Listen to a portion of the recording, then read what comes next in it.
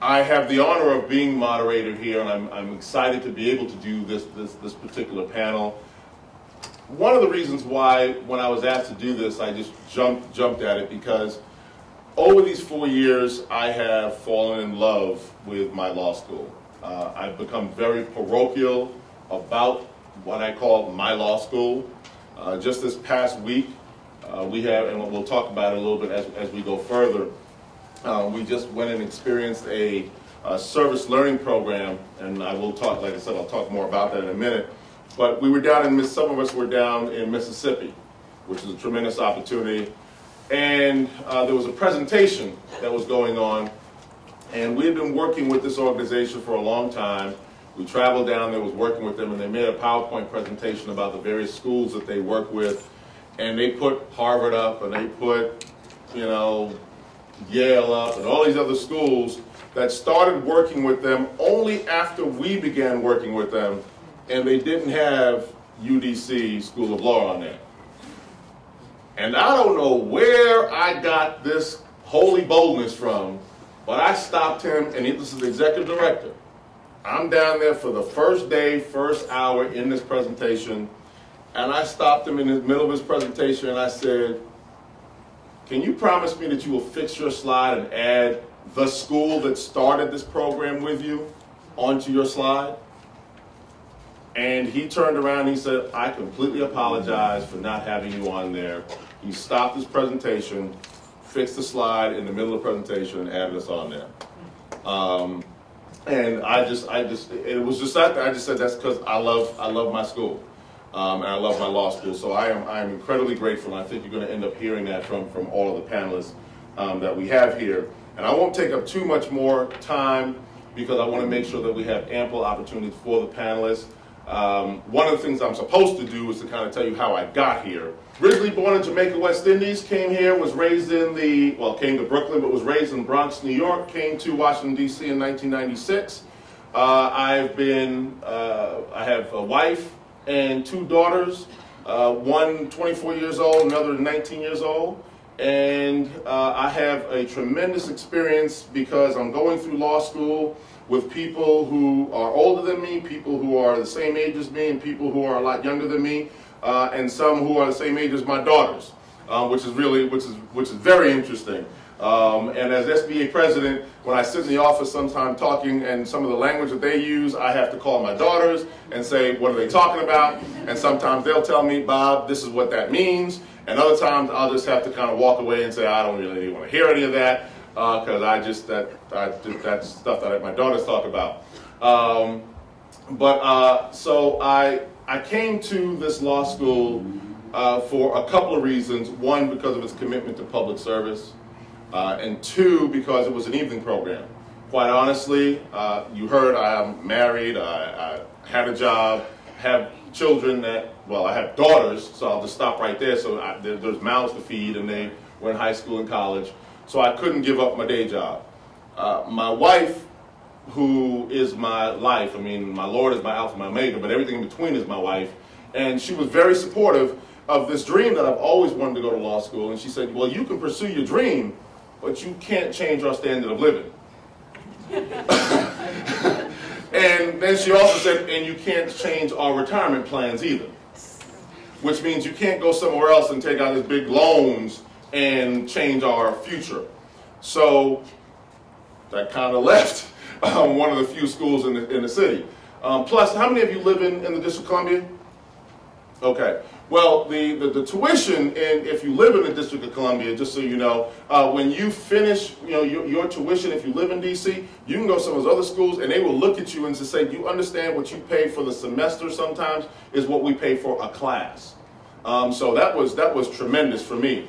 But the commitment to public service. I've spent my life in public service, either nonprofit or in government, and a little stint in the private sector.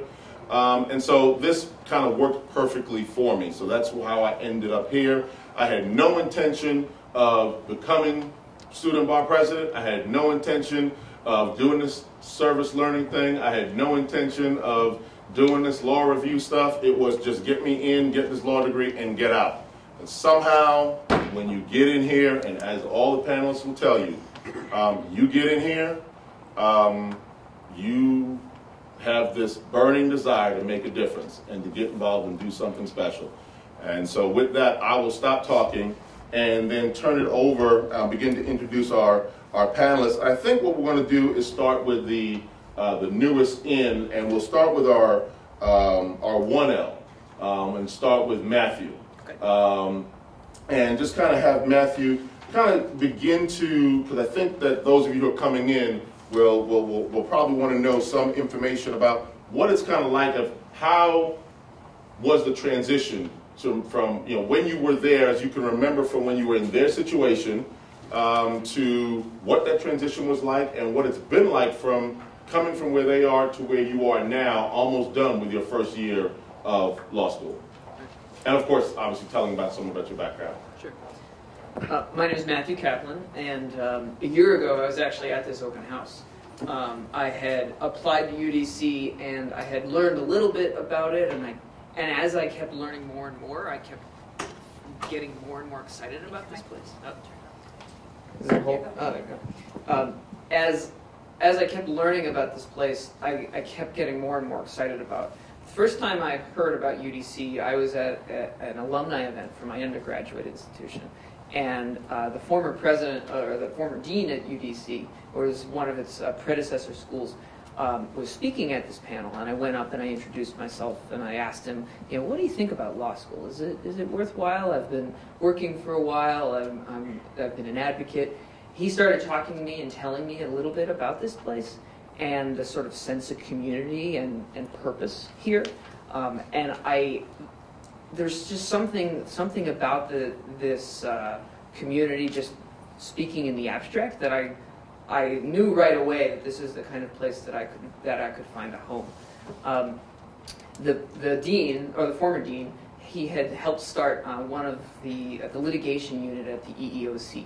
And so he was a trustee at my undergraduate institutions, which was Oberlin College.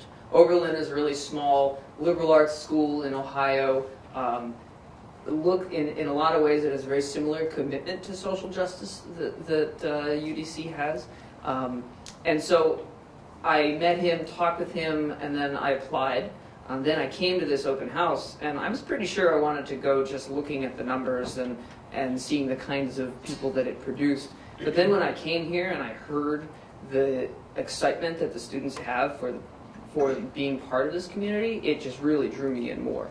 I've worked in Washington for 7 years. I came after I graduated from undergrad. I came to Washington. I knew I wanted to work in politics. I had worked some campaigns, and so then I quickly got a job on Capitol Hill. Worked there for 7 years, and then I said, I need a degree. I need something that's going to ground my information, this information that I have in the abstract. I need to be able to turn around my ideas onto paper and to be a more effective advocate with the people that I'm working with.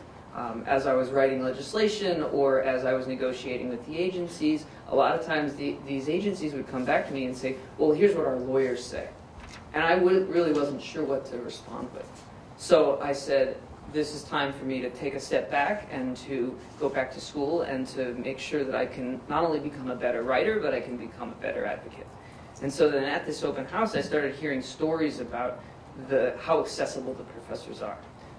Well, I had an exam on Friday, and Thursday night we had a big study group. There were 10, 12 of us in the room. And we saw our professor walking back down the hall, and we stopped him and we said, Professor, we have a couple of questions for you. And he said, sure, give me a half hour, 45 minutes. He came back. He spent an hour with us going through questions.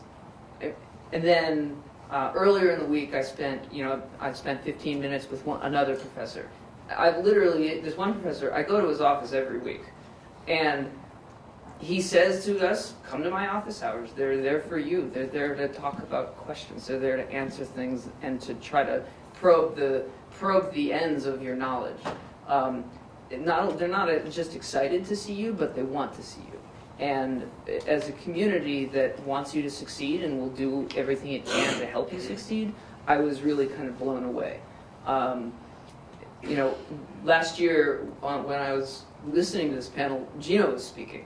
And first week of school, I just went up and I introduced myself and I said hello. And he said, well, what can I do to help you? Is there anything you need? And I asked him about civil procedure. I said, tell me a little bit about civil procedure. He said, oh, I have a book. Here's a book. It's a leftover book that I had last year. And he just gave it to me. He met me once for 20 seconds. And then the first thing he did to me is give me a supplement that he didn't need anymore. He wasn't trying to sell it back to me. He wasn't trying to get anything back from me. He was just trying to be of some assistance. Another person that was on the panel last year, I went up first week of school and I introduced myself, and she was running committees on campus. And she said, well, you want to be part of one of these committees? I said, oh, sure, that sounds interesting. A week later, I'm on the hiring committee for the university, and I'm in interviews with new professors.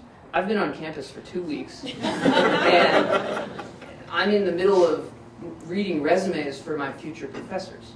It's sort of an amazing sense of openness and willingness to include people in this community, and if people want to take part in it, there's this sense from not only the administration but from the other students that we're here for this common purpose. And really, in the end, what drew me here is I know I want to spend a life in public service. I know I want to work in government. I know I want to work in sort of extending the worldview that I have to becoming an advocate, not just for the poor, but for extending social services to people that don't have them. And I looked around in not only the professors, but the other students that were being drawn here, and I knew that I could not only find a home in learning the law, but I could also find a home in a community of people that were going to spend their life doing the similar types of things. And most of my friends from undergrad, a lot of them went to law school. They didn't go to law school in Washington, they went to national schools all over the place.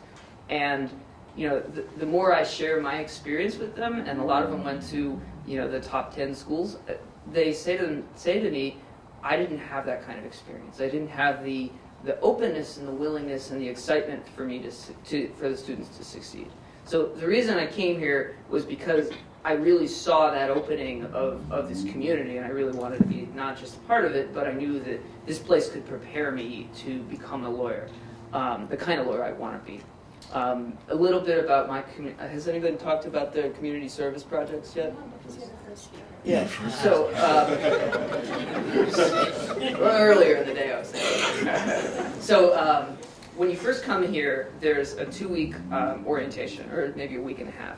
And one of the things that they do in this orientation is it's taught by what I like to call sort of the moral center of UDC, which is Professor Khan. He was part of one of the predecessor schools, Antioch, which merged into UDC. And during orientation, there's this sense that you're not just going to law school to become a lawyer, you're going to law school to sort of impact the world in a way that you want to do. And so part of that commitment your first year is you do a community service project, where you go out in the community and you're not really practicing law, because you can't practice law yet, but you're working with organizations that have a broad range of influence or work in the community. My project is I'm working with the Government Accountability Project. They're an organization that protects whistleblowers. So I'm working with them to help design a legislative agenda to make a legal change. And so I'm able to use my legislative background, but also connect it with my goal, which is figure out how to actually write effective legislation. So we're working together with a lot of other advocates and to try to influence that process. It's been a really interesting experience for me, and so I look forward to your questions later on. Thank you very much. So thank you, Matthew. And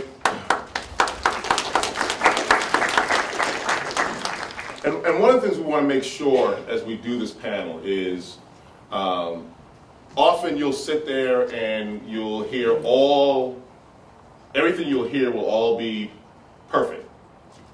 We may not tell you all of the thorns on this rose, but like every rose, there are thorns. We may not tell you what they all are, because you may have to find some of those things out because your experiences will be different. So no one's going to stand here and say to you that your experience is going to be perfect, because life is not perfect. So just even though you're going to hear all the great things, just no one, want to come back later and just say, well, you never told us. Well, just understand that everything, all our experiences are not perfect, because it is life, and your undergrad experience wasn't perfect, just like our undergrad experience wasn't perfect. So, we'll tell you all the good things, but don't come back and say, well, you didn't tell us all the bad things. Well, that's not what this is all about. Individually, we can tell you some of the challenges that we've had. This is to really tell you the things that we're proud of, and why we think our law school is so great. And I just wanted to, I came up right afterwards, after Professor Mack was here, and I really want to tell you, my evening class did not have the opportunity to have Professor Mack. One of the things that's really great about this school is that we have legends, and I mean legends in service and legends in education. Almost all of our professors went through practice. They actually were lawyers. They actually taught. They actually walked the walk.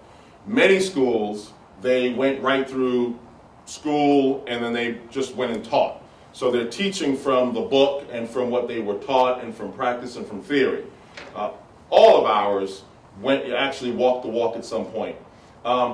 Professor Mack still does some cases on the side and still helps people, so he stays fresh. So last year I had some of my folks, the classes that preceded me in the evening programs, about if there's any way that you can take a class with him, please try to take a class with him. So I'm in a remedies class, so the class is from 2 to 3:15, so I worked out my schedule so I can be in that class with him twice a week, and it is just like what you saw. It is literally just like what you saw here.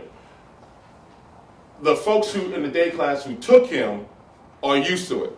It scared the daylights out of me. I'm in my 4th year, I'm ending law school, and I know the information. He calls me, and everything goes out my head.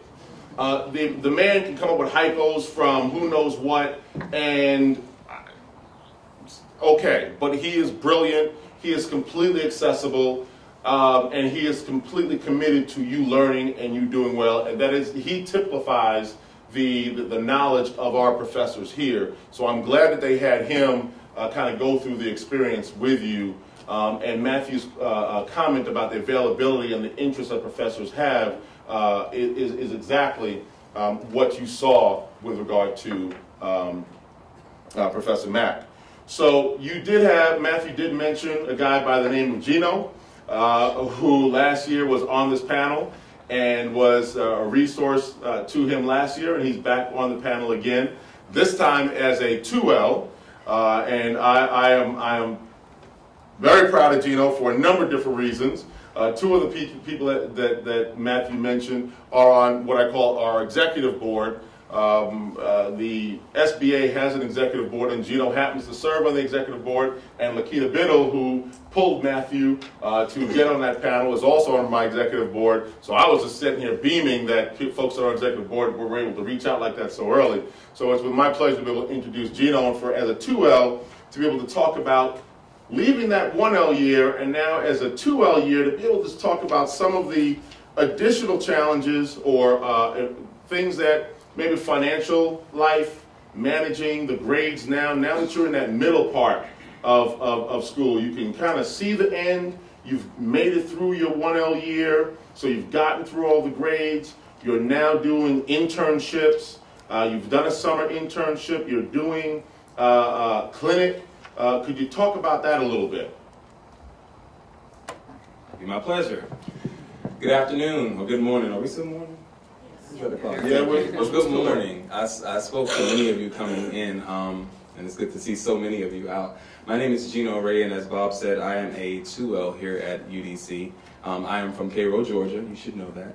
I'm sure all of you know where that is on the map, right? If not, come talk to me. Holler at me. I'll tell you where it's at.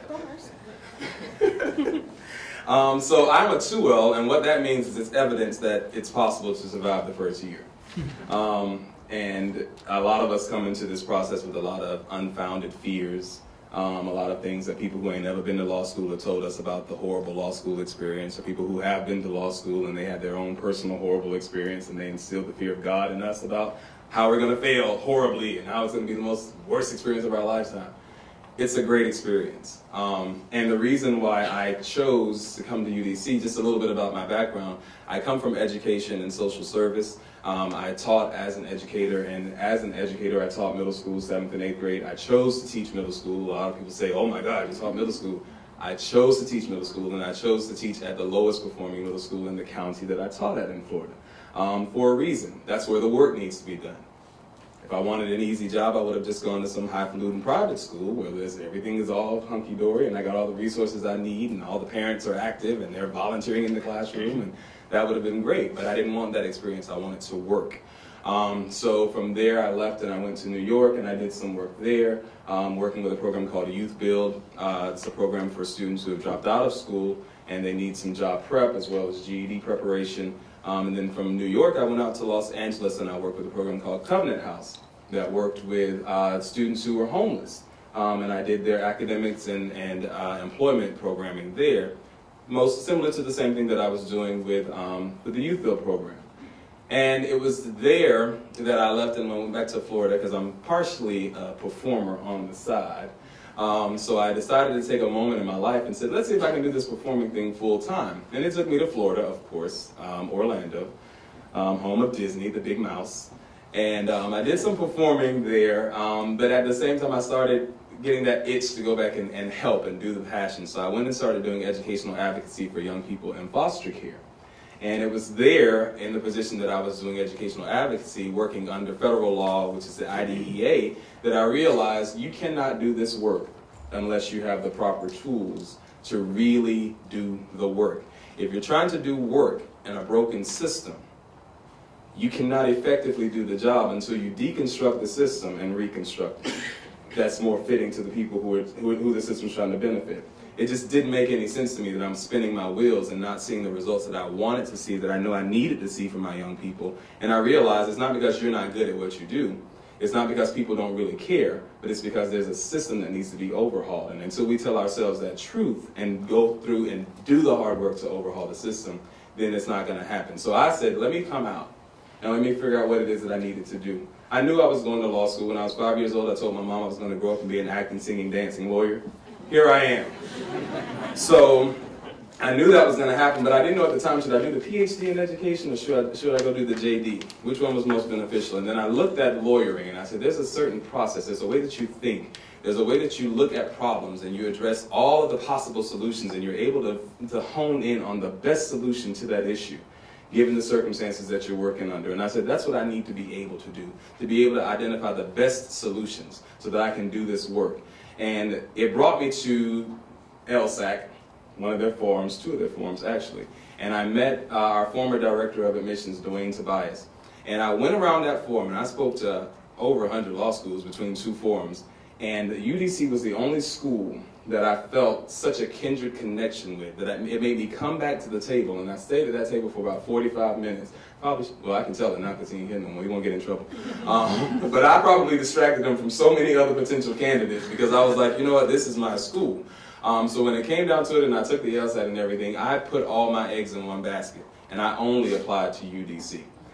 Because I was just that certain that this was the school that I needed to be at. Because I recognized that I wanted to be at a place of doers. I wanted to be at a place where I was going to learn law in the spirit of doing the work, not just learning in theory and theoretical boxes. We do that enough as it is. And the practical programming here with the clinical programs really was a big draw for me. And so as a first-year student, I survived the first-year hustle, as I'll call it, and I made it to this second year. And the first semester is very similar to the first year of your second year. But that second semester, which is the one I'm in right now, God help us all. There's something called clinic, and I don't want to scare you when I talk about clinic, but I want to give you a realistic picture. Clinic owns your life, because once you get into clinic, you really do have you for all intents and purposes working under a licensed attorney are an attorney working on behalf of your clients, in theory. So you're a student advocate, as the title is called, but you're responsible for ensuring that whatever this case is that this client has brought to the clinic, you're moving forward the agenda of that client. And so if a client calls and needs to have your attention and you're in the middle of con law and your professor hates people walking out of her class and you say, well, I need to take this client call because this is the only time I've been able to reach this client and they said they can call me at 11 and even though that's in the middle of my class, you need to take that client's call because you're representing that client. And so the reality of clinic begins to be really, it's going to suck up your life and you just have to decide whether you're going to just accept it or buck against it.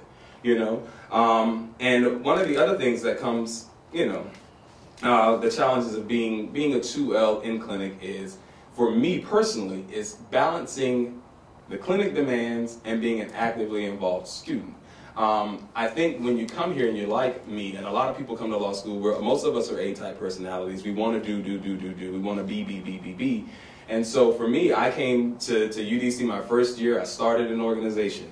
I said, if I get to law school and there's not an organization developed to promoting the retention and recruitment of black men in law school, I'm going to scream and I'm going to start it myself. So I screamed, and then I sat down and I formalized the organization and said, we're going to start a Black Men's Law Society. Why? And I thought, maybe I'm at the right place to do that. I think UDC is a place that's open enough to allow that to happen. It's a public university. Public universities usually tend to shy away from exclusive organizations and things of that sort. And I had to frame it. I said, well, no, we're not an exclusive organization. We let other people in. But what we do is we want to focus on getting black men into law school, keeping black men into law school. That's my passion. What's so wrong with that? And the school was open to that. Now, what it created for me was, now you're the president and starting an organization while trying to read torts and read con law and read property and now do clinic at the same time, as well as be on the executive board with Bob and the rest of the hooligans. And we're rebel rousers, you know, we're trying to make sure that we're moving forward agendas and changing the world. We're literally trying to take the world, pick it up, flip it upside down, all of this at the same time. And so you run into the challenges of, how do I do all of this work? Because there are things that need to be done. There are issues that need to be addressed. There are people that need to be helped. How do I do all of this and open this book and stay a student at the same time? And that balancing act is it's challenging. I won't say it's difficult, and I won't say that it's because it's possible, but it's very challenging. So what you have to begin to do, and this is what I've learned, is I've had to learn how to prioritize what is most important. And at the end of the day, what I've realized is when you get here, the most important thing is getting out of here. Because you can change this whole little world that you're in right here all you want to while you're here. But if you're changing this world causes you not to be able to complete that degree and get out into the bigger world and do the work that you really came here and are passionate about doing, then what you have effectively done is aborted the purpose that you came here for. So the reality is, it's prioritizing. You have to decide what's most important to you and do a personal check. And if you decide to submit that application for admission, and you get that acceptance letter, and you decide to take their offer of acceptance and attend law school, then you need to remember at all times your greatest commitment is finishing the process. Why? Because you came here with a passion. And it's your responsibility and your duty to stay true to your passion, get through the process so that the world can benefit from your passion. So I say that's a very personal space for me, because I know how it is to be so. Some people here, and you know, you get to law school and people are always telling you, you need to have a good resume, you need to do this type of internship, you need to be over here doing this, you need to be networking over there. Yeah, doing all those things are great, but you got to get a degree too. You got to get a degree too. So this challenge is finding out what type of student you really want to be and how well-rounded do you want to be, being able to pick and choose where I need to be involved, what can I let go, what meeting do I need to show up at, what meeting do I need to tell them I'll see y'all later, I got to study. You know, that's the challenge. And we, like I said, we come all A-type personalities. So we all want to do, but be careful what you're doing and how you're doing and know how to prioritize that. So I'll say this as I end my thing, and you all can catch me, I'll talk to you all day if you want to. Number one, I want to say this. I look around the room because this is my passion again. I'm just so proud to see all of my brothers in here. Thank you so much. I appreciate that. That excites me. And the reason why I always point that out is because I think that 50, 60 years ago, black men represented 2% of the legal profession, and in 2013, they represent 2% of the legal profession. That's after affirmative action. That's after a lot of legislation and civil rights acts and all that kind of things that have been passed in that time.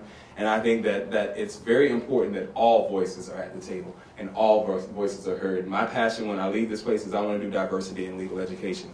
And I think that we need to reteach people what diversity really means. It's not just having the faces in the crowd, it's having the voices present at the table and integrating those voices into the processes. And I think that this school represents that more than any other school that I have seen. And looking around this room is evidence of that.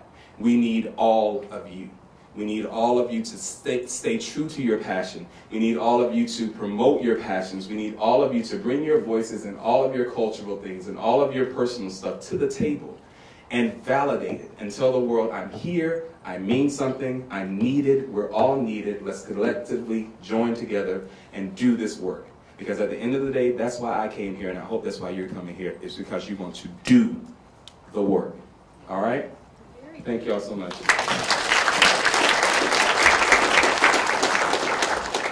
So, one of the things one of the few people that I do not, in this school, as students that I do not like speaking after is Gino.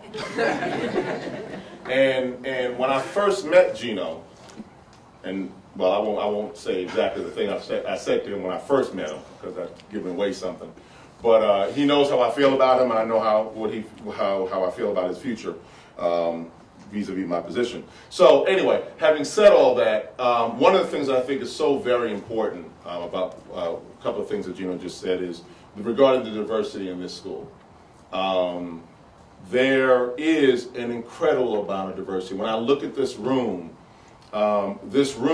certainly and so much reflects the beauty of our student and our school. We are so supportive of each other. We create a strength and a bond for each other. So many times when we sit in our office, we have challenges, and we have we talk to each other, we challenge each other. I was just talking about a trip we took to Mississippi. Half of our service learning program, which is an extension of what we call I call a culmination of our clinical program and our law and justice program. It's really the capstone of everything. Half of us went to Mississippi, another half went to Arizona. But one of my riding partner, if you will, she calls herself the Viking princess. Norwegian Viking princess, Diane, because she's about this tall, blonde, Norwegian, and we're checks and balances to each other. And when folks see us walking with each other, it's like, okay, what's going on there? And in Mississippi, that caused some interesting dynamics. In parts of Mississippi, that caused some looks. And in different, and it was interesting. And then we had and sometimes we had a white person in the back of the car, and other times we had a black person in the back of the car. And we would joke and just saying, if a cop looks in this car, they're not going to know what the heck's going on. Because at all times I was driving. And so sometimes and that was where we had to start getting down some real conversations about what life was really like and what the situation was really like in the world today. And so by going to school with people who really understand life and reality and are able to be honest with each other, we're able to know that when we leave, we have allies, but we have informed allies because we're going through this process together. But Gino said something else regarding the clinics. And I'm going to ask certainly everyone else to talk about the clinics, but I just want to mention one thing about these clinics, because I don't know about any other schools, and I'm not going to criticize any other schools, but I'm going to tell you something about UDC, an opportunity that UDC presents. This past summer, I was in housing clinic, and it's public record, so we had a client who, his name is Juan Avila, and we've been working with Juan Avila since 2007. Now, excuse me? Yes, you did. So the list of students that worked with this gentleman is so long. In fact, my professor in tax clinic graduated from the school, was one of his first students that worked with him back in 2007. And so in summer of 2013, I was on his case, on an appeal to the Court of Appeals. We submitted his appeal, and the D.C. Court of Appeals, the highest court in D.C., accepted the appeal because the landlord appealed the verdict, because we won almost $50,000 for this tenant. This is the benefit of coming to UDC. Thursday at 9:30, as a student who has not graduated, nor passed the bar, I will be arguing in front of the Court of Appeals on behalf of Mr. Avila.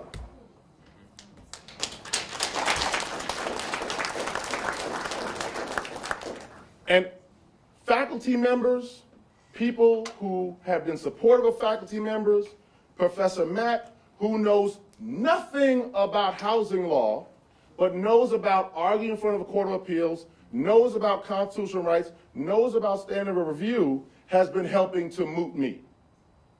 So out of his wheelhouse, they have been coming in every Friday for the last 6 weeks at 2 o'clock for 3 hours, working with me to prepare me to be able to make sure we are successful for the students. Now, I don't know about other law schools that will allow a student who has not passed the bar to go in front of the highest court in their jurisdiction and to be able to have that experience and put the money, we're talking about moot court now. We're not talking about a competition. To go represent and get the experience of real life. So when I graduate, I will be able to hit the ground running and saying, I know what it's like to be an attorney. I'm not talking about teaching about being an attorney. I will have left UDC and know what it's like to be an attorney. That's what my law school prepares us to do. That's what our clinics prepare us to do. So when I stood up here and told you I love my law school, when we stand up here and tell you we love our law school, that's what I'm talking about. That's why UDC is different from everywhere else. And I'm not the first person to do it. It's been happening many, many times. As a matter of fact, you have someone in your class that's done the same thing. Okay? So this is not strange. Many of us have been in and Megan will talk about, have been in Superior Court representing their clients. So I think we are now to folks who have graduated. I went to NYU for undergrad, and I studied international relations and politics and economics and political philosophy, and I had visions of coming to DC and working on foreign policy and getting the United States to figure out how to mind its own business. And I actually did do that. I worked on Capitol Hill, so interesting to hear you say that. I worked for a member of Congress, actually worked in foreign policy for quite a while and realized that the people who create and craft our foreign policy don't fully recognize the impact of their policy on the everyday person. And so I got very angry and decided I don't want to do this anymore. And I became a community organizer, and I helped people in the city organize to purchase their own homes. And then I got even more angry. I have this whole anger issue thing, and you know that's part of the reason why I ended up in law school. I became even more angry because the city was actually stealing people's home away from them.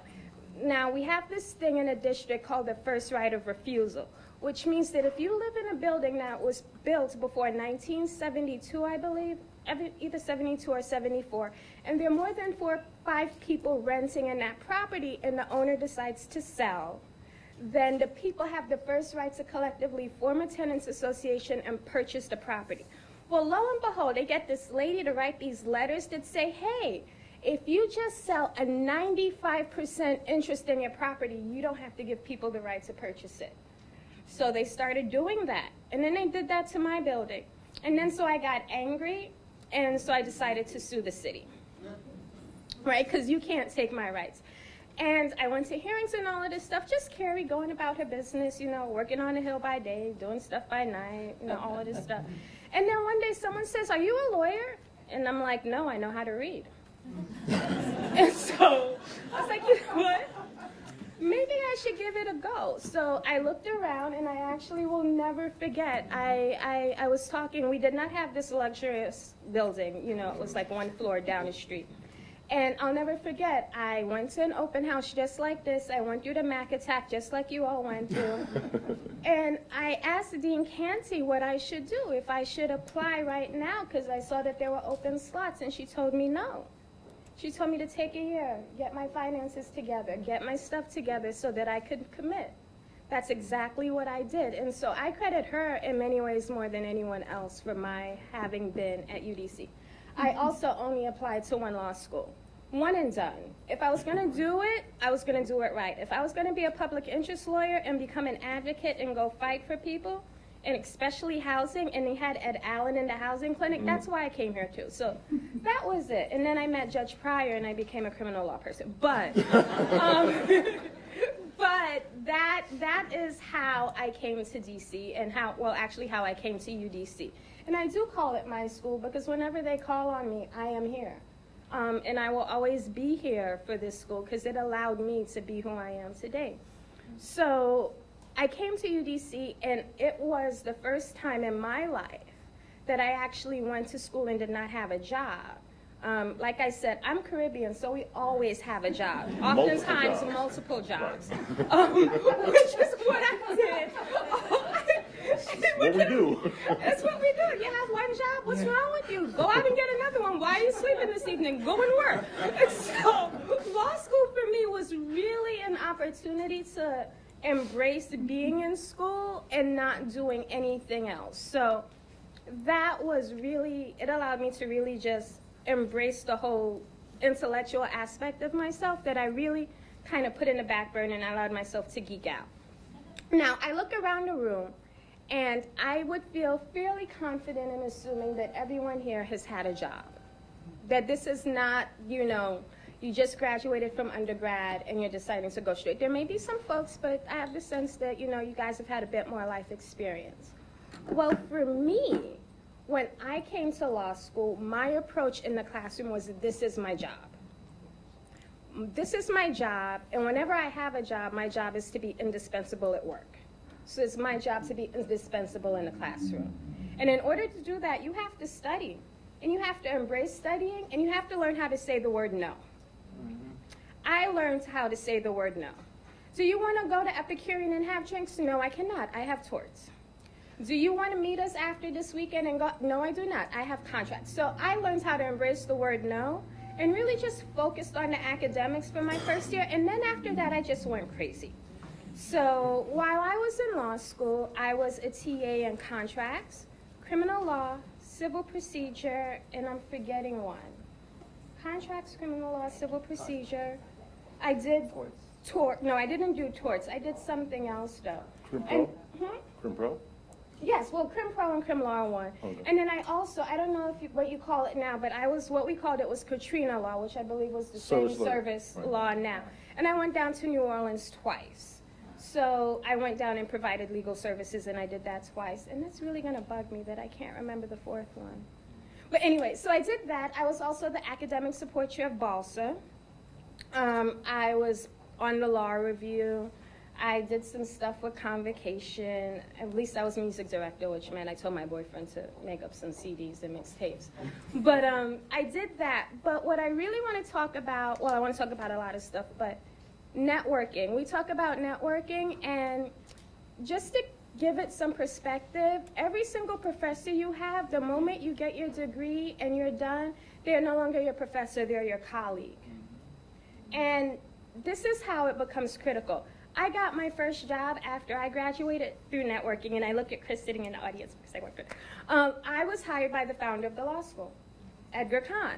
And that was just Carrie walking down the hallway one day after graduation, didn't have a job, wasn't really worried about it, which freaked the people out in the school because they didn't understand why I wasn't concerned. But I went back to, I'm Caribbean, I always find a job. And I saw one of the professors and a woman named Cynthia Robbins walking down the hallway, and I'm just like, doo-doo-doo, how's it going? And they're like, hey, Carrie, why? I was just saying hello. They're like, what are you doing? I'm like, well, I'm dropping off, you know, the article for the law review so it could be published in the last piece. And yeah, and they're like, hey, why don't you send it, I don't know, what he said. He was like, this is one of our best students, and I did the whole, no, I'm not that great. And then I said, you know what, I'm really fly. I really am, and that's okay. Like, I am fly, I own this. And Cynthia said, send me the resume, and I was like, okay, I'll do it. And I went home and I sent the resume, and like 2 minutes later, I get an email from Edgar Kahn saying, hey, saw your resume, want to come work for me? I'm like, well, I can't do anything right now. I need to study for the bar. But I will talk to you after I study for the bar. And I kind of just thought I would like write a brief or something. I wasn't really focused on what it would be. And then 2 days before the bar, it's like, good luck on the bar. We still want to talk to you. I'm like, well, I'm going to go up to the 718 for a little bit, let mommy pamper me before I come back, get some good food. And all of a sudden, 2 days later, after I sit for the bar, Edgar's like, you want to come in and talk with me? I'm like, okay. And we talked for about, I don't know, I thought it would have been a 20-minute conversation. It turned into a 2-hour conversation. It turned into, we might have a project that you could do some project work to. So we offer life insurance and health insurance. And so can we see you tomorrow? We expect you here at 9 o'clock. And I'm like, all right. And so that is the value of networking. Jobs come out of anywhere. And that's how I got my first job. In terms of clinics, it's very interesting to hear you say that you're doing your work with GAP, because I actually did one of my clinics with the GAP clinic and the other one with the housing law clinic. And in terms of balancing time, that is, clinic in many ways is one of the best experiences ever. When you establish a relationship with your client, and one that has respectful boundaries, but still, once you really give yourself over to the client, you realize that you can do so much for them, but they do so much more for you. And you come to realize that in many ways, it's so not about you. It's about what it is they need, and can you right or wrong? How can you make them whole? And you get to realize that all of this stuff that you learn in class, all of these laws that you learn, this whole new way of thinking that develops, it actually matters. And it matters not because it changes your life, but because it helps someone else's life. So there's nothing like sitting there and, you talk to the client, and can I tell you, I had a lot of phone calls. They ran me ragged. But you talk to the client, and then they're like, thank you so much. Or you're riding the bus, and someone comes up to you, and they're like, I don't remember your name, but you, I got $7,000 for my apartment. Thank you so much. And then they kind of just walk away. And it's like, okay, that was one of my clients, and I helped her out, and she still remembers me, and that's so sweet. But I also had I had several really groovy experiences. I'm going to wrap it up. Okay. But just have it. So anyway, which is the internships. I just want to put it out there that I had some really great internships, one with the Department of Labor, but the other one was the Public Defender Service. And there, I actually represented parolees before the Parole Hearing Board. So I actually had clients whose liberty would be restricted and would go back to jail. And I would go down to the jail, I would investigate their case, and I would argue before the hearing board. So under the supervision of an attorney, but that's one of the experiences that, because of our relationship, being in DC and PDS, that you can get. And lastly, I just want to recognize the fact that, you guys don't know what I do now. Like, I graduated from law school, I'm rhapsodizing about my experience, but what do? I work on racial justice issues. Yes, I try to make sure that kids of color do not end up in the juvenile justice system. So I actually go around the country and interact with jurisdictions and help them deconstruct their systems so that they can get rid of all of the implicit biases that we all have and all of the structural racism, and try to deal with that and try to make it a more just system, one that doesn't criminalize children for being alive. And that kind of anger, that brought me to law school, that anger that sustained me through law school, and that anger that motivates my work right now, that anger is embraced at UDC. Like, at UDC, I could say I'm an angry black woman, and everyone's like, yes. Right? And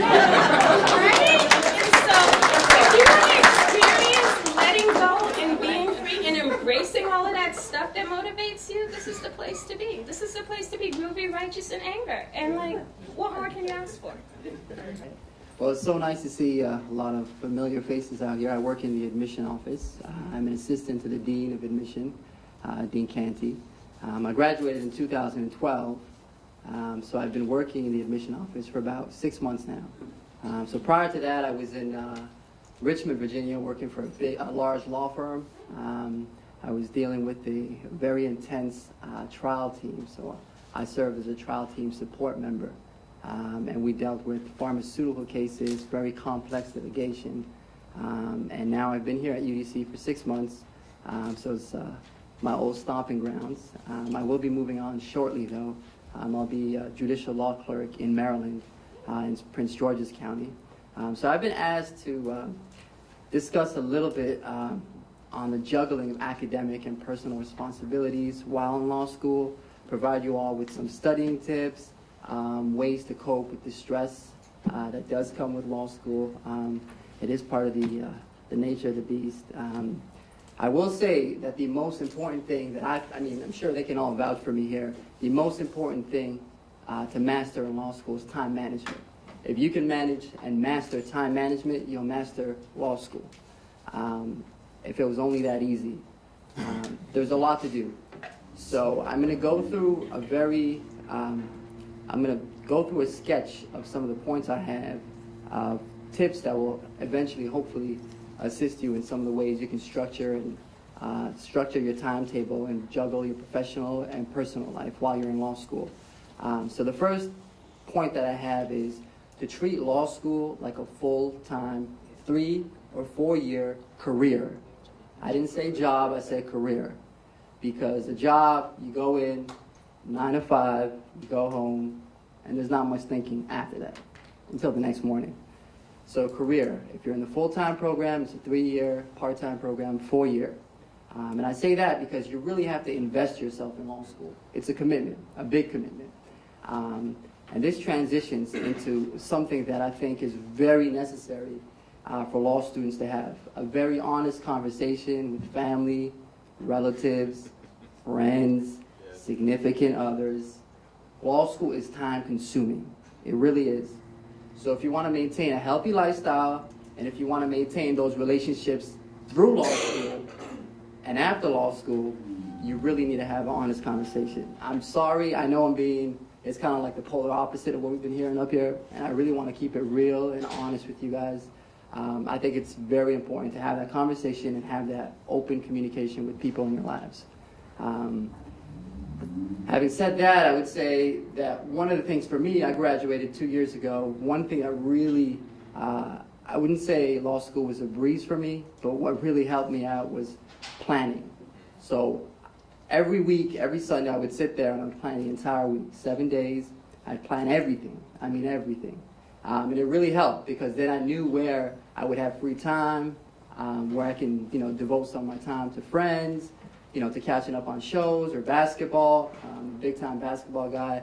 I'm a collegiate scout part-time. Anybody have a bracket here that's still intact? It means they didn't know what they were doing. Yeah, that was great. Yeah.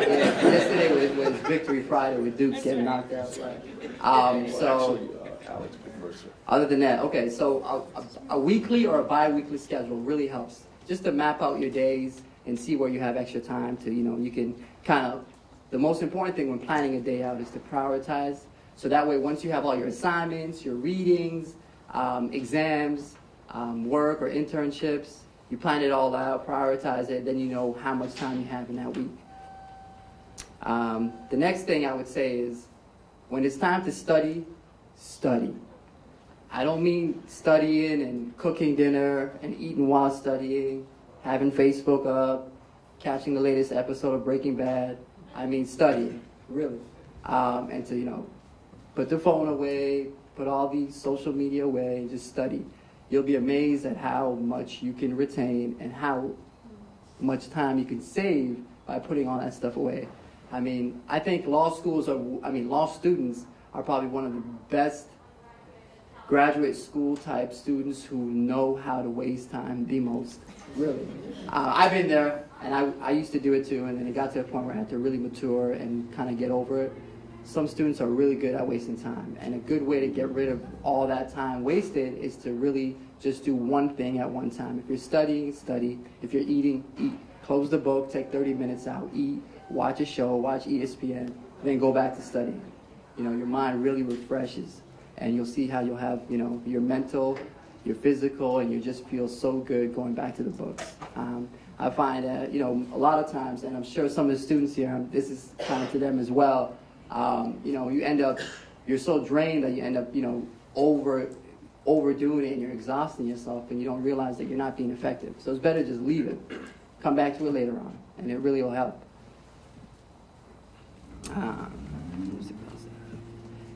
Equally important, downtime. When it's not law school time and it's not time to study, don't study. Stop talking about law school. Stop talking about the exam you have or the grade you got. When it's time to get away from the books, get away from the books. And I think it's important to have that balance. When it's time to spend time with your family or your friends or your significant other, give them the time. Law school, I really realized when I went through the process, the sacrifices that people in my life made for me. And it wasn't only me sacrificing and, you know, kind of changing my lifestyle, it was them as well. So when you do have that time to spend that quality time with significant others and people who matter in your life, you know, you owe them the time to actually give them the time. And it's very healthy for you to have some kind of social life outside of law school. If you're spending, I know a lot of law students do it, if you're spending all your time with law students, it's not a good thing. Because there's more to life than law school. There's more to life than being a lawyer. There's more to life than school, really. And it's important to have that balance. And you'll see that the more, you know, the more social you are and the more you have going outside of law school, it'll really kind of reflect and it'll really assist you in your endeavors here at law school. I'll also say a very important thing. You got to be selfish in law school sometimes. You got to have alone time. You got to have time to yourself. You got to be able to reward yourself and treat yourself.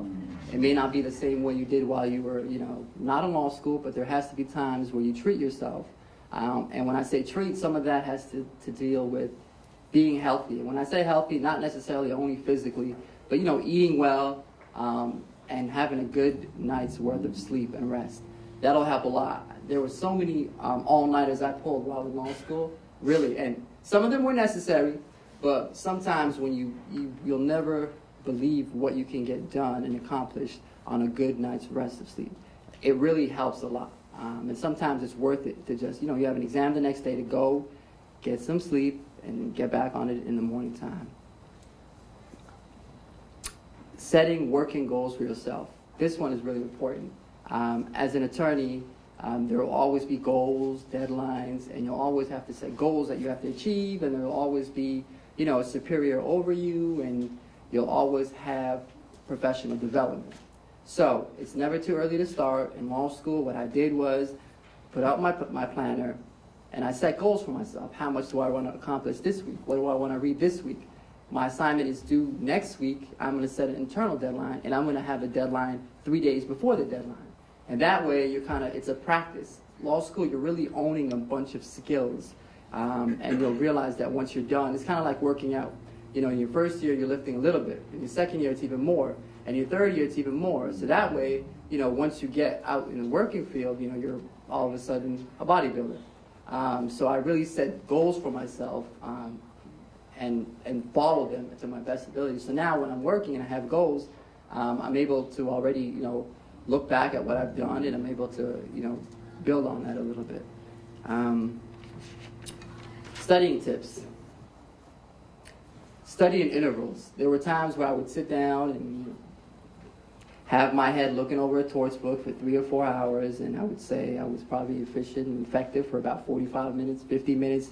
The rest of it, I was just sitting there, dazing out, thinking what I'm going to get to eat, walking over to next door to the coffee shop. So I think it's really important to take intervals of studying and take a 5, 10, 15-minute break.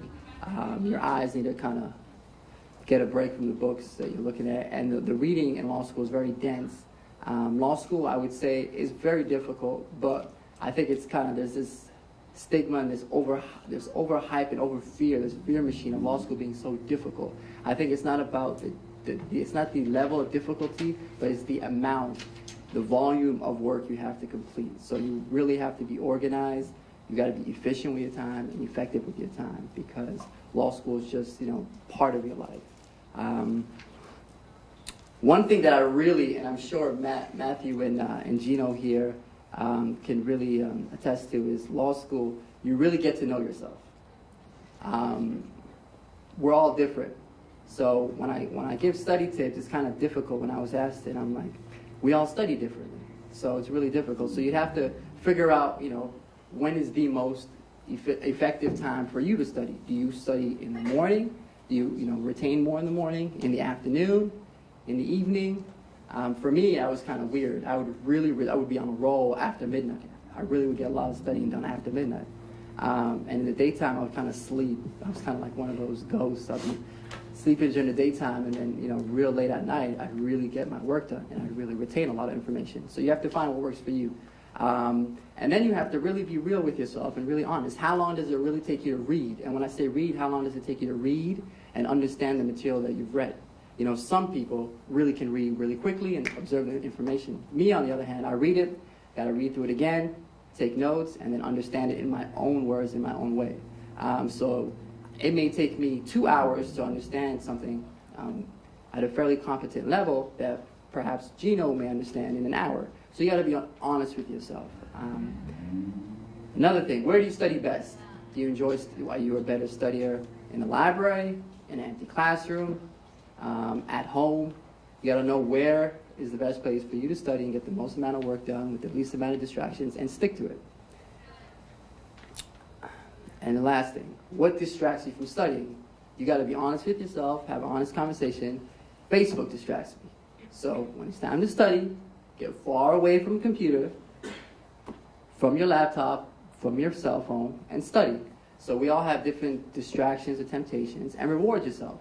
So when you're done, go to what you need to do. But when you're trying to do more than one thing at one time, you'll really realize that you're ineffective and you're not efficient. Are we? What? Sorry, go ahead. I'll wrap up. You want me to wrap up? Yeah. Okay. Make sure you get the Megan. Sorry. Okay. The last thing I had was benefits of becoming involved in law school. Extracurricular activities, organizations. I'll say that they're very rewarding. Opportunities to join organizations are something you should always think about and consider. I will say, however, that I really wouldn't recommend too much involvement. When I say over-involvement for first-year students, I think the first year is very important, particularly the first semester, to really do well, really understand where you are, who you are, and what works for you. Once you're really confident and able to really have a consistent schedule and study pattern, I think then you'll be more comfortable in getting involved with extracurricular activities. Thank you. Megan.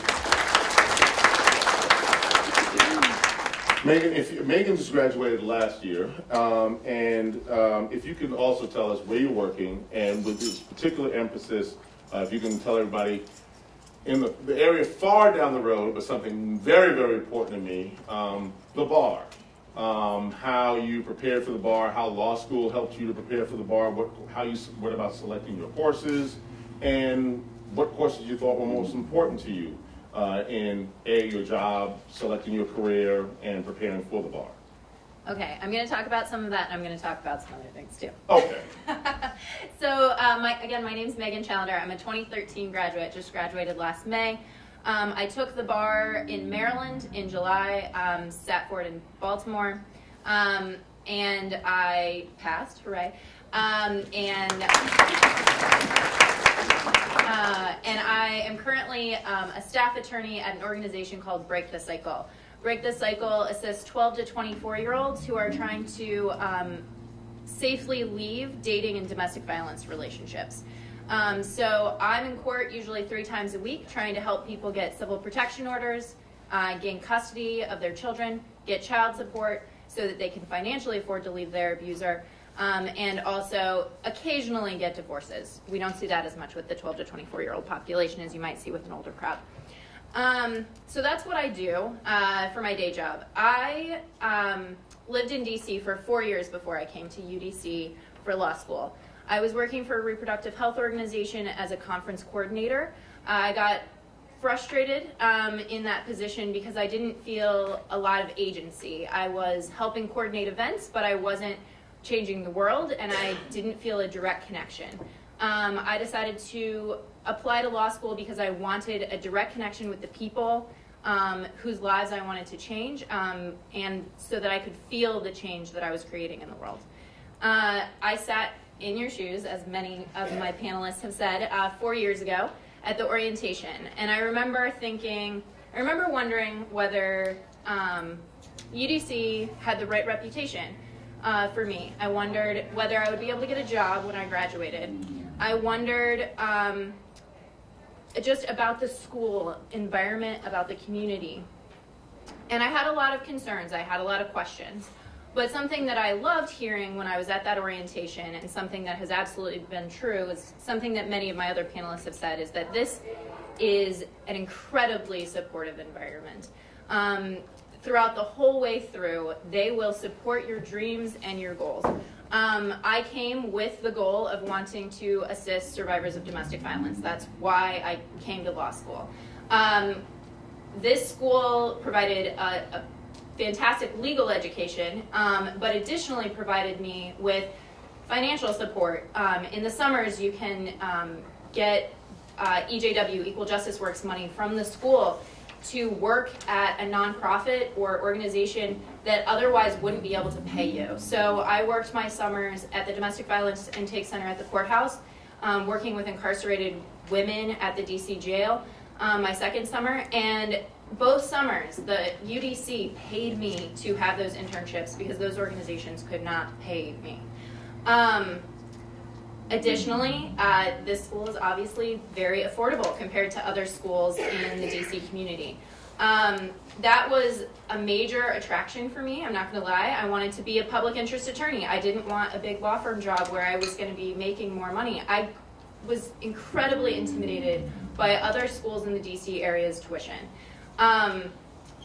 So I decided to attend UDC for all of those reasons, because of its public interest focus, because of its supportive environment. And I came with a purpose. I came because I want to be a domestic violence attorney. That is what I want to do. And I still came with some concerns. I was like, am I going to be able to get a job when I graduate? What is going to happen? And I decided to stay at this school because I figured, oh, I'll try it for a year. If I don't like it, I'll transfer out. I decided to stay because of the supportive environment, because of the diversity of the student population. I cannot tell you, as a white farm girl from Kansas, how much I benefited from the rich diversity of experience of my classmates. This is a great atmosphere for people with dreams who know what they want to do, because this school has unparalleled support for that. Okay. So I'm also supposed to talk about a couple of other things. So finances and the bar. So again, I already talked a little bit about finances. I want to talk a little bit more about that. Before you come to law school, I would really encourage you to get your financial house in order. You really want to make sure that when you come and you can focus on school, not focus on your financial concerns. One of the ways to do that is to make really good financial decisions as you're approaching law school. Coming from being a full-time employee and then working full-time in law school as a law student but having no income was incredibly intimidating to me. So I chose an affordable school. I also, my husband and I made the difficult decision to move out of our nice apartment and into a group house environment where we lived with another married couple and 2 other people for 3 years in order to make it affordable. I'm not saying you have to make these. Everybody's personal decisions are their own. We also sold our car. I wanted to graduate with the lowest amount of debt possible, so I made difficult decisions. I also budgeted very carefully for what my expenses would be for each school year, taking into account the financial support I received from UDC in the form of scholarships and also in form of that summer stipend that I received. I didn't take all the possible loan money. I tried to stick to a very tight budget while I was here. Also I had similarly to Carrie, I also got a teaching assistant position as a contracts teaching assistant my second year. So the school was paying me to help first years understand the concepts of contracts. Also very beneficial. Again, very supportive environment. All right, so the conclusion of my financial little talk to you is that when I was deciding which law school to go to, I could have attended American, and I could have paid $50,000 a year in tuition alone to attend American. For that amount of money, I got my entire legal education at UDC. For 1 year at American, I got 3 years of an incredibly quality education here. It requires personal financial decisions, it requires hard work, but it is possible to get a very affordable education. Okay, so then also I want to talk about the transition from law school to work. So I took the bar, as I mentioned, in Maryland.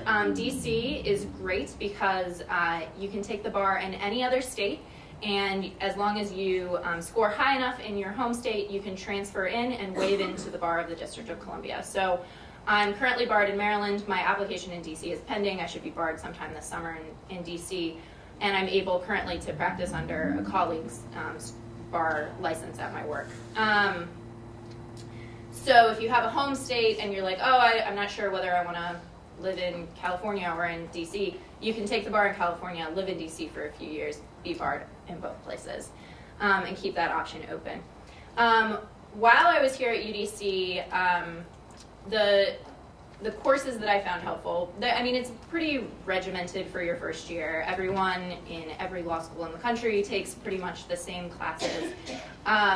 The thing that makes UDC very unique is our clinical program. A lot of my fellow panelists have talked about that.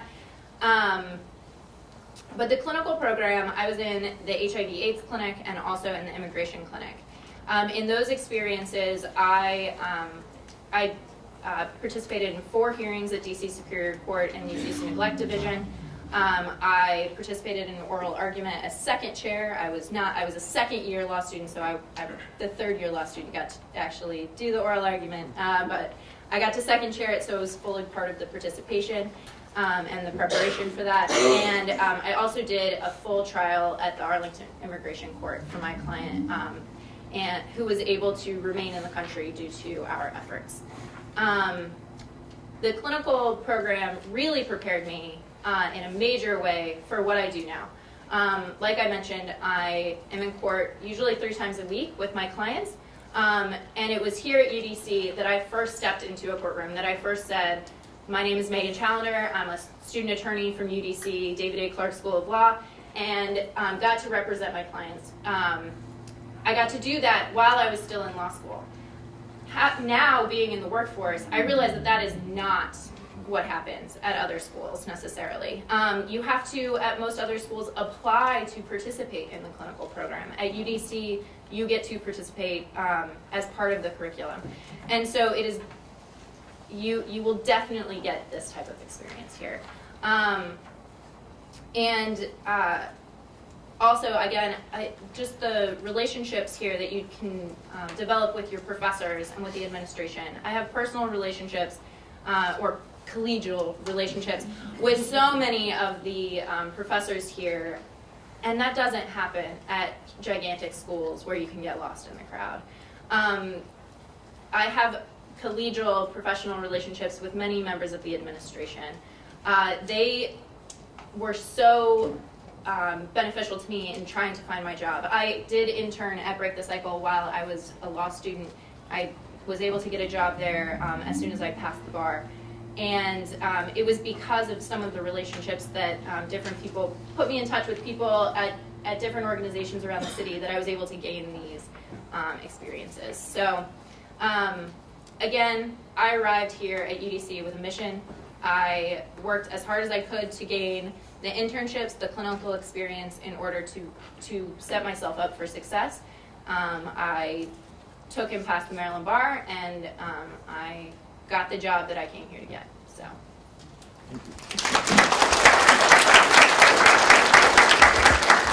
Just a couple of quick things.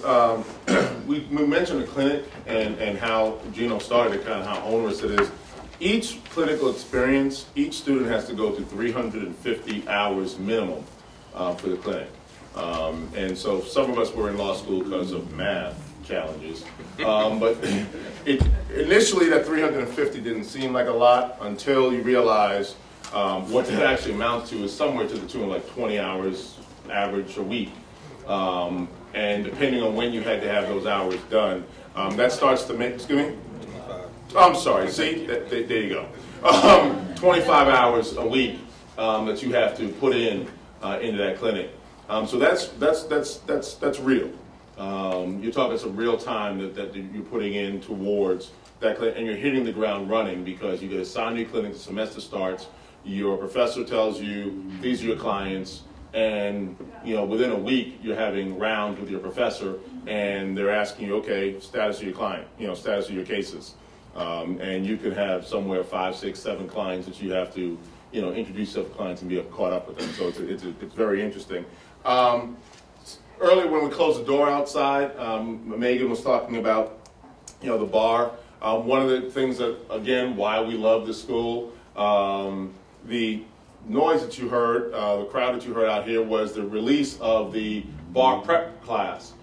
Here, starting, I believe it was last year was the first year we did it, for credit, there is a bar prep program that a class that you can take, or the graduating class that for credit is part of your, it's elective that you can sign up, that you can take before you graduate, so you can begin to be prepared for how to take the bar.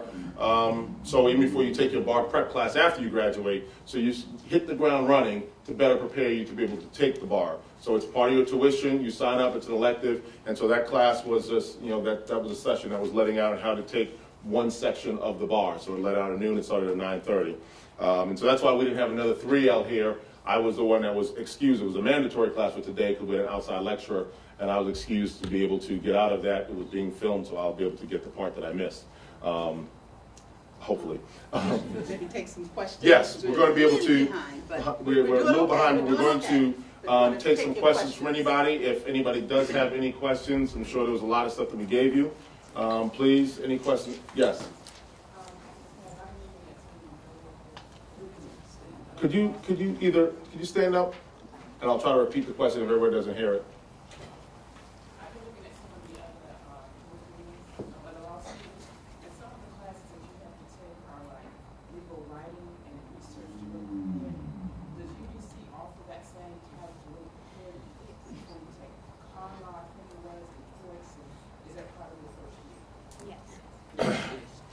Some of the 1L? Yeah, sure. Matthew? And the legal writing class it just requires a sort of intensity, because what you're doing is you're relearning how to write. I think it was probably the toughest class I took was legal writing, and then there was a separate legal research class that sort of piggybacks off legal writing to help you deconstruct the research that you're doing to produce the product that you need. So it's a very important class, and it's a very small class too. It's 15 people in a class, which is tiny. So my professor in my legal writing class, she responds to emails immediately. She turned our legal briefs around in 2 days because we had another draft due in about a week and a half. So she graded 15 people's papers in 2 days. It was unbelievable. So. Anyone graduates want to talk about that? Yeah, so during my time, I was actually, legal writing was my favorite class. I was a teaching assistant for legal writing for 2 years. I think it's a very enjoyable experience here at the law school. It's headed by Professor Houston, who's done a good job with the program. So you'd be in good hands with that course. Yes. What would you say the pros and cons of being a part-time versus a full-time student are? Okay, so the pros and cons of being an evening student versus a day student. I would say that one of the cons of being an evening student is that you lose some of the, a lot of the dynamic, the inter-student dynamic of what happens during the day. because there's a lot of activities, there's a lot of the camaraderie that happens during the day because people spend a lot of time here during the day. When you're coming in here 6 o'clock, I mean, you're leaving work, breaking your neck to get here. Class starts at 6:15, sometimes ends 8:45, 9:15. You're getting on, in your car, train, whatever, to get home. And so it's hit and go. So you lose a lot of that flavor. There's been an effort, a big effort by the day students and the evening students to try to do some things on evenings and weekends and try to create a little bit more of that. I think my class and certainly Megan's class ahead of us have really tried to do some more integration and try to do some activities in the 4 to 6 block. I know when we were in the Senate, we tried to have less activities in that block so people who can get here a little bit earlier would be able to participate. So I think that's one of the biggest challenges that you have. There are also clinic, we'll be very honest.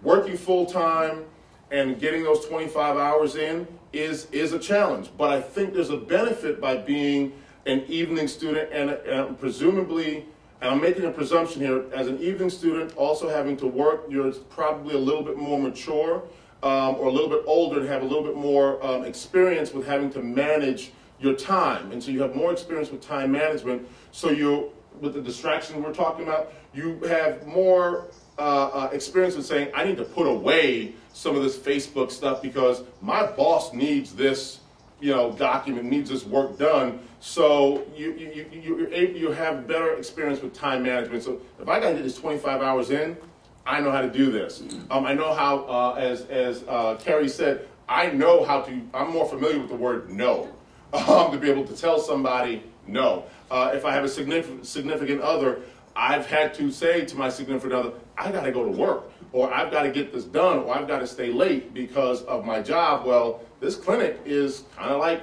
my job or my career. I've got to do these kind of things, so there's a little bit more experience there. So while numerically it's a challenge, the experience that you have by being in that world of work, you bring that with you, which helps you to balance it a little bit and adjust to it a little bit better.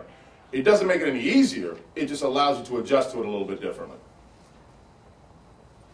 I'm going to go ladies first over here. Yes, I'm very passionate in the immigration field, and I also became paralegal because of that, and thought about doing the paralegal program before I did it in law school, and got to prepare the curriculum for paralegals in law school. So realized that I really want to become an attorney, but really specialize in immigration, and I like the fact that we have the clinic here, and I really love that. Though, do you have like a specialized type of immigration degrees, like JD? Do you want to respond to the specializing in immigration?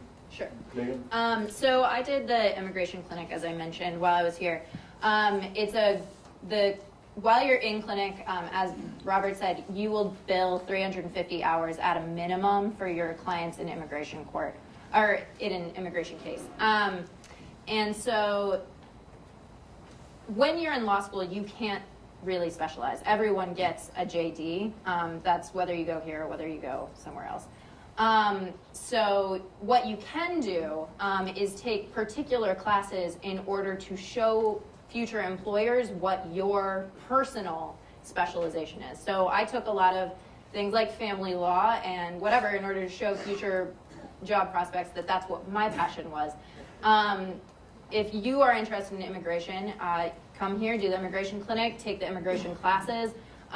We have a couple that are taught by our professor, Christina Campbell, who's our clinical professor, and get the internships, the outside internships, and the experiences in the summer to supplement that as well. And you'll graduate with a significant amount of immigration experience.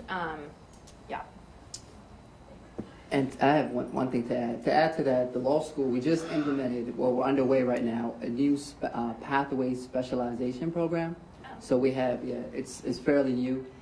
So we've just launched it. We have currently 8 different pathway specializations. I believe immigration is one of them. So what we do is we have the faculty and we've put some work into this to actually structure the pathway that we would recommend to students like yourself or prospective students who have an interest, let's say, in immigration.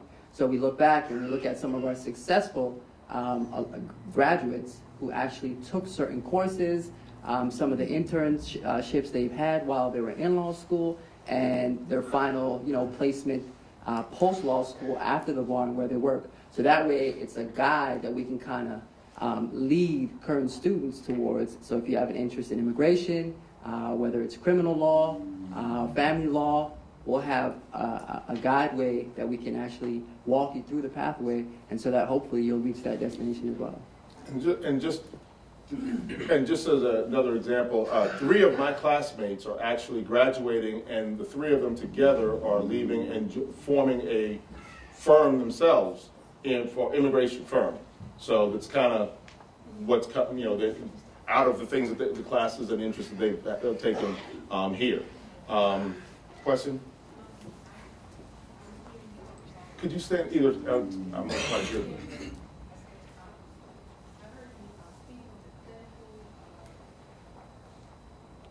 Yes.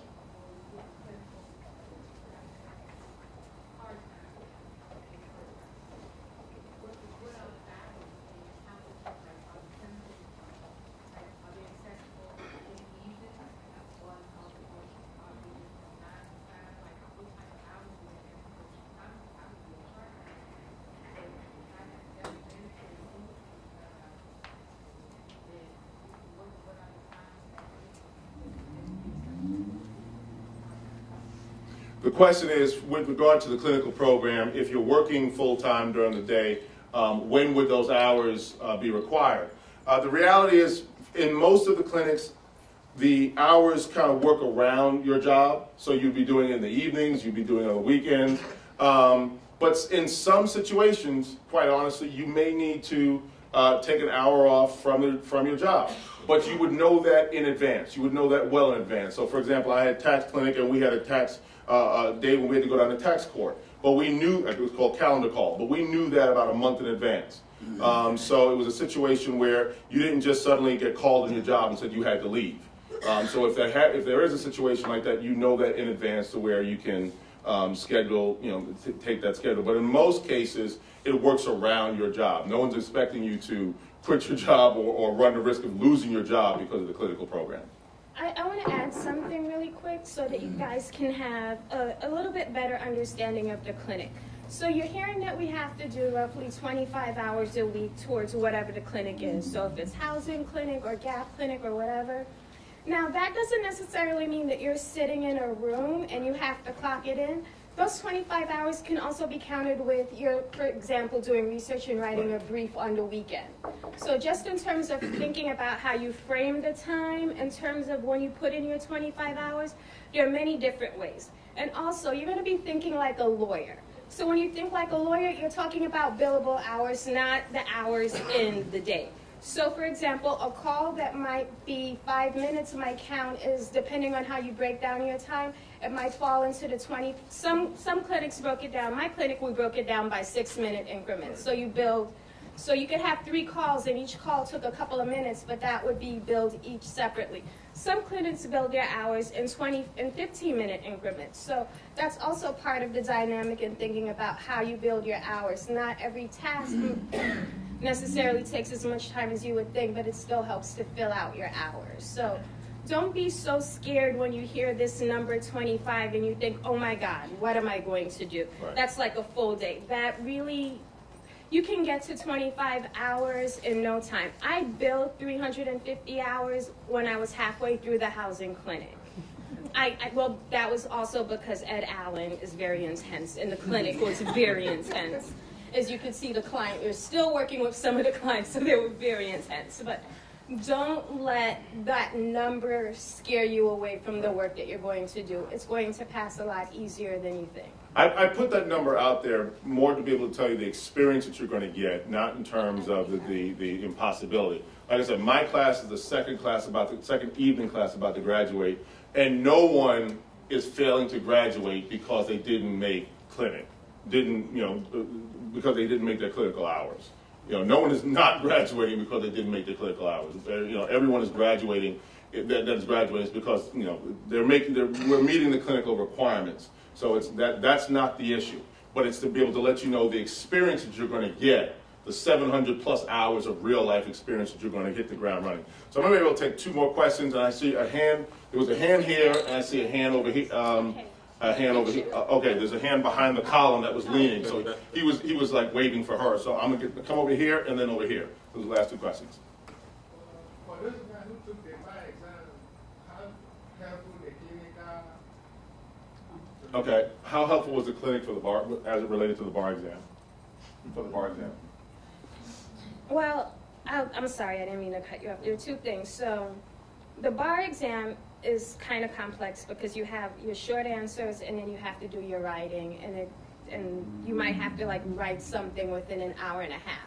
And for my purposes, I found clinic to be very helpful then because I did GAP clinic as one of my clinics, the Government Accountability Project, and that clinic forced me to do a lot of writing and learn how to write quickly and write with speed. So in that sense, I found it to be very helpful in terms of putting context to the examples you get for the bar, aside from your core study and multiple choice questions. And that's what I have. I'd say clinic was helpful, just the analytical aspect of it. On the bar exam, there are portions where you have to, you get a fact pattern and you have to, write a memo, brief, and with time constraints. So I think clinic helped in that regards, but most of the bar exam are multiple choice questions and short answer questions. So I would say for the applicable part would be the memo aspect of it. Yeah. And there was a question behind the column. Sorry. sorry. There you go. Is there a course on how to do billable hours? Yes, when you start your clinic, your professor will break down for you exactly how they want you to prepare your billable hours in terms of, tracking it and how to take what we call contemporaneous notes about what you're doing and all of this stuff. They will not send you out there without knowing what to do. Have no fear. Right. They prep you well. Yeah. And actually, at this point, we now have a computer system that, because a lot of private firms are going with online systems, and so we've actually instituted a system. I think it's Clio is what we're using now. So where a lot of that is recorded, it's a document management system, time management system, and so again to help prepare us for when we leave, because a lot of firms, a lot of practices are using that. That's what we use in here, and they're very similar to when we leave, and that's what we're using outside. So rather than the manual timesheets, that's entered online, and even to the point to where it's on, there's an app that you can put the time in on your phone. And I will just confess the same thing. There were calls that I would have to make, and I would make those calls in my car so that I would be able to maximize the time when I was in my car, so that was not wasted time. So that was, time that I was driving was billable time. So sometimes I would tell, folks would, when they had to do certain research or read certain cases, they would read it when they were commuting back and forth on the train, and that was billable time. So it's things like that that's happening. So that's why I said no one has ever not graduated or not made the billable time. That number is put out there to let you understand. UDC is about making sure that when you graduate, the bar makes sure that you know the law. UDC is about making sure you know how to be a lawyer and how to serve and be a public interest lawyer to serve individuals who otherwise would not be able to and ordinarily not be served and not be able to find justice in a world that sometimes doesn't provide justice for the population that we look to serve. And that's the goal and the mission of this university, and when they're training us and giving us an experience, is to make sure that we have the skills and the experience as soon as we hit the ground, once we pass the bar, to be able to be that kind of lawyer, to know how to communicate, to know how to relate, to have those skills, to be that kind of lawyer, not necessarily the teacher, but to be that kind of lawyer to serve that kind of population and to meet the high demand of that need. So if there's no other questions or no other immediate comments from the panel, there seems to be one other question. I shouldn't have said if there are no other questions. I apologize. You told me there was last. I'm sorry. I was a bad moderator. If you have individual questions, you can come up. Yeah, you can come up to us. Yeah. So. Actually, we're just at the lunch hour, actually a little beyond the lunch hour. So during lunch, there'll be professors available, and I think there are a few of them here now, and I'll try to introduce them. They can introduce themselves, but you can talk with them, talk with some of our current students, talk with me. And I mentioned a little earlier this morning that there were 3 other individuals here who are going to help me out in fielding some of your maybe admissions questions, some during the session, but if you don't know, you may have to leave a little early. You can have your lunch and speak with them. So let me just identify all of these folks. Yeah, and I'll mention that too. There's Gino Ray, who works in admissions. He worked last year. He's even done some recruiting for us. He's a wonderful resource. You heard him. And I do want to say a special thank you to him because he did fill in for the young lady who was unable to make it. If you look on your program, you'll see another name there. But Gino is just a trooper, and I want to thank him very much for filling in. I also absolutely want to thank this panel. They were great, wonderful. And again, all of them will be available. I hope they're staying on for lunch. Okay. Now let me make sure I've gotten. Oh, the faculty, don't leave, Professor Tolman. Well, let me start first. How can I? You heard, I think, Professor Khan's name, former dean, my original Edgar Khan. I'm very proud to say that my first admissions job and getting into this whole wonderful field was due to Edgar Khan and his wife, the late Jean Camper Khan. So he's the founder of this whole clinical education model. Okay? So I think he'll be available as well. Okay. Well, you'll introduce yourselves. I am Sarah Bardos. I'm one of the 6 LLM candidates here. I was also graduated from here in 2012, and I'm one of the 2 supervising attorneys in the housing clinic, the killer clinic you just heard about, and I'm happy to answer your questions about being a student here, because I was for 3 years, and the clinic program, because I'm now one of the supervisors there. Okay, and I'm Joe Tolman. I direct the Juvenile and Special Education Law Clinic, and I've been teaching here since 1984. Oh my God. And I just I want to quibble with you. You don't reach 350 hours in no time. You reach 350 hours in 350 hours. Be clear about that. Okay, Professor Tolman, a good point. And let me continue with the other admission reps. Yaya Tabit, who's working in the office now. You can certainly seek him out for the student perspective, the alumni perspective in admission. And also Kelly Douglas, who's in the back there with folders. I think there were a few of you who came in and we'd run out of folders. She'll be the person, you can pick one up from her. Let's see, evaluation. Somebody up here waved their evaluation. I think all of you received evaluation forms, surveys. I really do go through those. I read them. I try to make each program a little better. So please, if you have to leave right now, understand, but take a few minutes if you would and complete the survey. If you're going to stay on, you can certainly do it, a little later. I would like to say one thing, because yes, I do have a bias for the school, but recently, in the past 2 months, I've been at some places called Stetson in Tampa, Southwestern last week in Los Angeles, Harvard 2 months ago, and Yale next Monday. They're wanting to find out how we do it. So we're not exactly a minor operation. We are the leading school in terms of system change and in terms of making a difference. And when you're living in a colony like this, the last colony, learning to fight for system change is mighty important. All right, thanks. Thank you. Before we break for lunch, another one of our distinguished professors of law, Susan Waysdorf. We didn't get a chance to talk in detail about it, but if you also want to find out about the Katrina and the Service Learning Project, where we go to Mississippi and Arizona, she's also the person that led that, so you could also talk to her about that as well. Yep. And you were there, and it was great. And the evaluation little basket is just up front. We have one downstairs too. Okay? All right, enjoy. We'll see you in a little bit.